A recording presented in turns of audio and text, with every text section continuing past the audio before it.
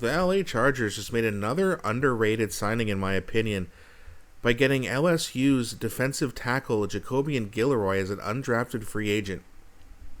Welcome back to the Charged Up Podcast. My name's Dan. Before I get going, please don't forget to like and subscribe. It really helps grow the channel, and I really appreciate you guys for doing that. So, I'll be honest with you, when I heard of this guy had signed, I watched a podcast where they were talking about it, and the host seemed to be a little bit excited, which got me excited. So I thought, I'm going to watch this guy's highlights. Well, there's not that much there.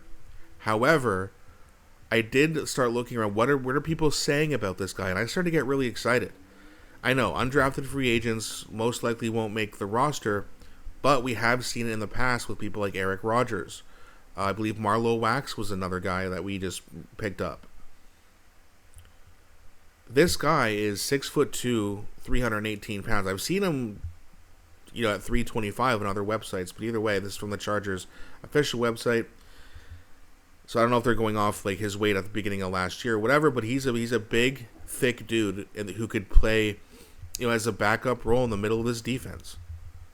You can never have too much depth at defensive tackle, and I really like this signing. Again, there's not too much out there. There's not too much information, right? I mean, even on the Chargers website, not a lot here. Not even a summary. Well, let's refresh that. Yeah, nothing. But of the very few highlights that I saw, and of what people were saying about him, I thought, man, you know what? For an undrafted free agent, this is a good signing. We really do need to make sure that we shore up that run defense. I'm very confident in our pass rushers. I'm very confident in our secondary. I'm fairly confident in our D-line to stop the run, but adding depth is always a good thing. You never know when you're going to be stuck on the goal line. You could use a big dude like this in the middle of that defense to try to get some penetration. And with this size, and I've heard he's a very strong guy, explosive, get off the ball.